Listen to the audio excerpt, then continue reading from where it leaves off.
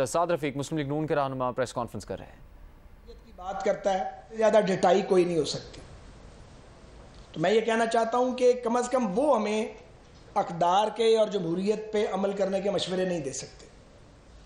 مزید مجھے یہ کہنا ہے کہ اگر آج مجھے نہیں پتا بھی کیا ہوگا، آبویسلی یہ تو تھوڑی دیر بعد پتہ چلے گا، لیکن اگر پی ٹی آئی کے ووٹ کم ہوئے تو اس کی وجہ یہ ہوگی کہ آپ ہر بار اجنبی کو اپنا امیدوار بناتے ہیں. جس کو ڈاکو کہتے ہیں کبھی اس کو امیدوار بنا دیتے ہیں، کبھی کسی کو نالائق ترین آدمی کو پنجاب پہ مسلط کرتے ہیں اور اپنے اراکین اسمبلی کو اور پنجاب کے لوگوں کا ناطقہ بند کرتے ہیں، اور اس پہ پھر آپ ڈٹے رہتے ہیں کہ یہ نالائق اور کرپٹ آدمی ہی پنجاب کا وزیر اعلیٰ ہوگا جیسا کہ ماضی میں کیا آپ نے. تو پھر لوگ آپ سے تنگ آئیں گے. آپ نے تو اپنے اراکین اسمبلی کو بھیڑ بکریاں سمجھا ہوا ہے، تو بھیڑ بکریاں تو نہیں ہوتی. انہوں نے آج کہا ہے کہ میں لاہور میں 2 دن قیام کروں گا. خان صاحب آپ لاہور میں 5 دن قیام کریں. میں تو کہتا ہوں 7 دن ہی قیام کر لیں، کیونکہ آپ کا جو پولیٹیکل آپ کا لاجیکل اینڈ ہے وہ اسی شہر میں ہوگا. بالکل ہم اس چیلنج کو قبول کرتے ہیں. 2 دن نہیں، دن بڑھائیں آپ، اور آپ پھریں اس شہر میں، ہم بھی اس شہر میں پھریں گے. تو انشاءاللہ پھر دیکھیں گے کہ یہ شہر کس کے ساتھ سٹینڈ کرے گا. یہ جو ضمنیاں آپ نے 2 جیت لی ہیں نا، اس سے اگر آپ کی طبیعت خراب ہو رہی ہے یا آپ بیلنس لوز کر رہے ہیں تو بیلنس لوز نہ کریں، کرتے ہیں تو کرتے رہیں. ایسا نہیں ہے. یہ جو جس طریقے سے آپ جیتے ہیں یہ جیت ہمیں معلوم ہے کہ ہم لارجر پاکستان کے انٹرسٹ میں کہ ڈیفالٹ نہ کر جائے، جسے آپ ڈیفالٹ کروا گئے تھے اس کو بچاتے رہ گئے. ہم نے آپ کا بوجھ اپنے سر پہ اٹھایا، اس لیے کہ اگر بوجھ ہم نہ اٹھاتے تو کون اٹھاتا. ماضی میں بھی ہم پاکستان جب مشکل میں رہا وہ بوجھ اٹھاتے رہے ہیں، مگر اس بار گناہ آپ کے تھے اور ان گناہوں کی سزا بھی آپ کو ملنی چاہیے تھی. تو سزا آپ کو ملے گی، کچھ عرصے بعد مل جائے گی. یہ نہیں ہے کہ لوگ جو ہیں وہ ان کو شعور نہیں ہے، اور یہ نہیں ہے کہ آپ سوشل میڈیا بریگیڈ بنا کے اور کروڑوں اربوں روپے کی انویسٹمنٹ کر کے اگر گمراہوں کا ایک گروہ پیدا کر لیں گے تو آپ سمجھیں گے یہ گمراہی جو ہے یہ طول کھینچ جائے گی. ایسا نہیں ہوگا. آپ کو برابر جواب ملے گا.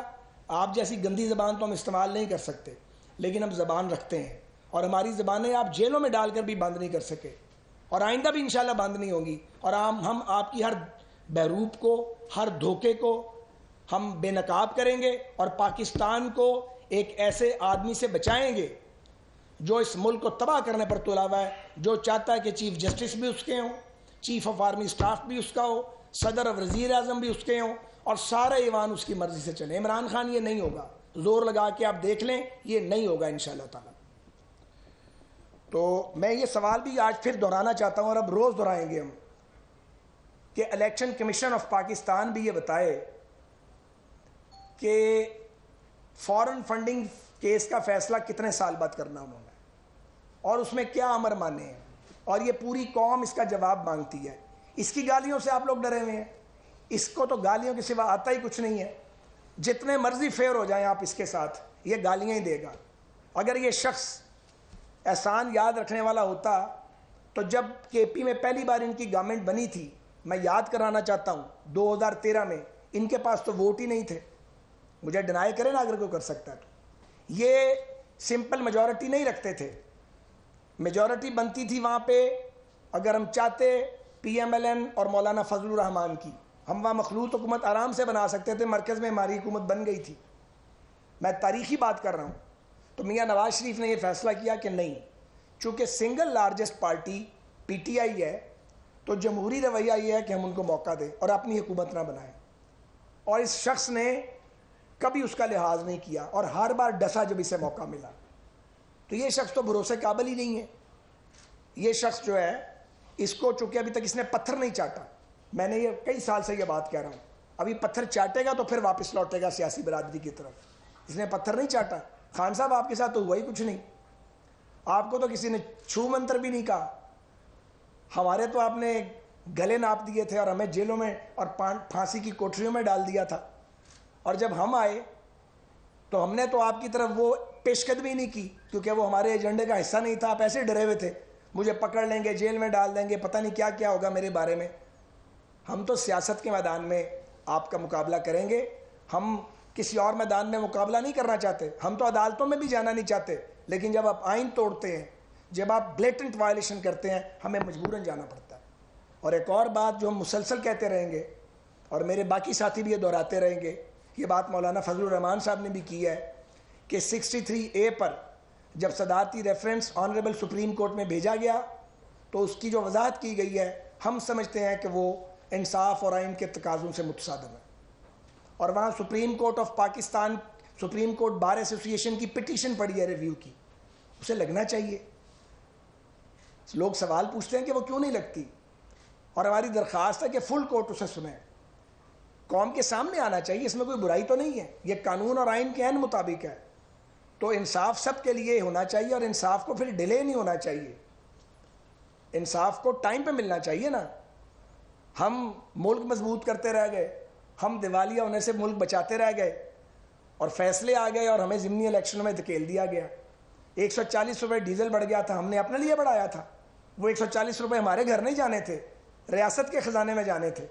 ہم اس کے گناہ صاف کرتے رہ گئے, ہم ملک بچاتے رہ گئے, اور ہمیں ضمنی انتخاب میں دھکا دے دیا گیا. تو کوئی بات نہیں, ہم نے وہ لڑا ہے. یہ مشکل ترین الیکشن تھا, میں آپ کو عرض کروں, کیونکہ لوگوں کے پاس تو روٹی نہیں ہے کھانے کے لیے. عام آدمی یہ سمجھنے کے لیے تیار نہیں ہے کہ ملک دیوالیہ ہو رہا ہے, دیوالیہ نہیں ہو رہا ہے. اسے تو ایک وقت کی روٹی نہیں ملتی. جب وہ 2 نوالے بھی اس کے 1 نوالا رہ جاتے ہیں تو ظاہر ہے اس کو وہ تکلیف دیتی ہے بات, وہ ریئیکٹ کرتا ہے اس کے اوپر. یہ تو بہت کم لوگوں کو پتا کہ ملک چلا کہاں گیا اور اس کو وہاں سے پکڑ کے واپس ٹریک کے اوپر کیسے لے کے آنا ہے. ایک اور بات, یہ روز کہتا ہے جی سری لنکا بن جائے گا پاکستان. تو پاکستان کے دوستوں کے بدخواہ ہو, کبھی کہتے ہو ایٹم بم گر جائے گا, خدا نہ خواستہ, کبھی کہتے ہو 3 ٹکڑے ہوں گے, کبھی کہتے ہو فوج ٹوٹ جائے گی. کتنے بے شرم آدمی ہو, کس بے حیائی کے ساتھ یہ باتیں کرتے ہو. کبھی کہتے ہو سری لنکا بن جائے گا, یہ سری لنکا خود چاہتا ہے یہ بنے. یہ پولیٹیکل انسٹیبلٹی پیدا کیا عمران اور اس کے شیطان صرف ساتھیوں نے, تاکہ پاکستان اپنے قدموں پہ کھڑا نہ ہو. میں پوچھتا ہوں, نو کانفیڈنس جو کیا, کیا وہ آئین کے مطابق نہیں ہے؟ کیا جب ہم نے اس کو ڈس لاج کیا ہے, نکالا ہے وہاں سے, تو ہم نے تمہاری پارٹی کا کوئی ووٹ استعمال کیا تھا وہاں پہ؟ آپ کے تادی چھوڑ کے آئے تھے اور ڈنکے کی چوٹ پہ چھوڑ کے آئے تھے. اگلی بات, یہ کہتا ہے جی نیوٹرلز. اب یہ فوج کو کہتا ہے کہ وہ نیوٹرل کیوں ہے, یہی بات ہے نا. تو اگر پاکستان کی فوج نیوٹرل ہے اور خود تم مان رہے ہو کہ وہ نیوٹرل ہے, تو کیا اسے نیوٹرل رہنا نہیں چاہیے؟ کیا اسٹیبلشمنٹ کو امپارشل نہیں رہنا چاہیے؟ کیا وہ آئین کے مطابق ایکٹ نہیں کر رہے؟ اور وہ آئین کے مطابق ایکٹ کر رہے ہیں تو عمران خان کے پیٹ میں مروڑ اٹھ رہے ہیں. جس الیکشن کمیشن کو گالیاں نکال رہے ہو, اسی الیکشن کمیشن نے فری اور فیئر الیکشن کروایا ہے, اور ہم نے مانا کہ ہم نے اس الیکشن کے اندر 5 سیٹیں لی ہیں اور تم نے 15 لی ہیں. ہم نے تمہاری طرح رونا نہیں ڈالا, بے شرمی نہیں کی, بے حیائی کا مظاہرہ نہیں کیا, گھٹیا پان اور کم ظرفی کا مظاہرہ نہیں کیا جو عمران خان اور اس کے ساتھی کرتے ہیں. اس کے باوجود اس نے الیکشن کمیشن کو ٹارگٹ کیا ہے. اب اگر اسٹیبلشمنٹ نیوٹرل ہے اور تم خود مان رہے ہو کہ وہ نیوٹرل ہے, اور ہمیں تو معلوم ہے کہ وہ نیوٹرل ہے, تو مجھے بتائیے کیا یہ آئین اور قانون کے مطابق نہیں ہے؟ جب ہم ووٹ کو عزت دو کی بات کر رہے تھے, آج بھی کرتے ہیں, تو ہماری ڈیمانڈ کیا تھی کہ اس بچے جمہوریہ کو آزاد چھوڑ دیا جائے. یہ جو بچہ جمہوریہ ہے, یہ جو انوکھا لاڈل ہے, اس کو میدان میں چھوڑے نا, یہ اپنے قدموں پہ لڑے. اس کی نیپیاں چینج نہ کی جائیں پرویز الہی صاحب کے الفاظ میں. یہ میں نہیں کہہ رہا, چودھری پرویز الہی صاحب نے کہا تھا, انہی کے الفاظ ہیں نا بھائی. تو ہم یہی ڈیمانڈ تو کر رہے تھے. تو اگر ادارے نیوٹرل ہیں تو تم انہیں نیوٹرل رہنے دو. کہتا نہیں نیوٹرل نہیں ہونا, آپ آئیں اور ان کا سر کچل دیں. کیوں؟ آئین کے مطابق ہر ادارے کی حدود موجود ہیں. اگر ادارے اپنی حدود میں کام کر رہے ہیں تو عمران خان کو تکلیف ہو رہی ہے, کیونکہ وہ یہ چاہتا ہے کہ میری نیپیاں بھی بدلی جائیں, مجھے بیساکھیاں بھی دی جائیں, اور 2018 کا ایکشن ریپلے کیا جائے یا 2014 کا ایکشن ریپلے کیا جائے. کمال ہو گئی ہے. یہ کس قسم کا پاکستان کا لیڈر ہے اور کس قسم کا پاکستان کا یہ حامی ہے اگر یہ کہتا کہ میں پاکستان کا حامی اور وفادار ہوں؟ جو ملک کے وفادار ہوتے ہیں وہ کیا اکساتے ہیں اسٹیبلشمنٹ کو اور فوج کو کہ جی آپ آئین کے مطابق کام کیوں کر رہے ہیں, آپ نیوٹرل کیوں ہیں, اور آپ کیوں نہیں ان کو پکڑتے؟ یہ ان کا کام ہے کہ وہ پکڑیں کسی کو. اس کے لیے تو اس ملک میں ادارے نہیں بنے ہوئے کیا؟ ان اداروں کے پاس اختیار نہیں ہے کیا؟ اب یہ چیئرمین نیب کی تقرری ہوئی ہے, گورنمنٹ اور اپوزیشن نے مشورہ کر کے کی ہے. الحمدللہ انگلی کوئی نہیں اٹھا سکتا ان کی انٹیگریٹی پہ. سب جانتے ہیں ان کی ریپیوٹ کو کہ وہ آدمی ایسے صاحب ہیں کہ جو आइन, कानून और रेगुलेशन से बिल्कुल हिलेंगे नहीं। तुम्हें तो शुक्रगुजार होना चाहिए इमरान खान, तुम हमारी जगह होते और हम असेंबली में ना होते तो तुम तो अपना चमचा लगाते, कोई करोनी लगाते। जबकि अपोजिशन ने जो भी अवेलेबल थी उस वक्त और गवर्नमेंट ने उस आदमी का नाम प्रपोज किया जिसकी शोहरत पे, दयानत पे कोई उंगली उठा नहीं सकता। तो जब अगर आप अपने क्रोनीज को लेके आएंगे या आप ऐसे लोगों को काबू कर लेंगे जिनके वीक पॉइंट्स हैं और उनके वीक पॉइंट्स लेके आप वज़ीर आज़म हाउस में छुपा लेंगे और उसके बाद उनको ब्लैकमेल करेंगे तो आपको शर्म आनी चाहिए।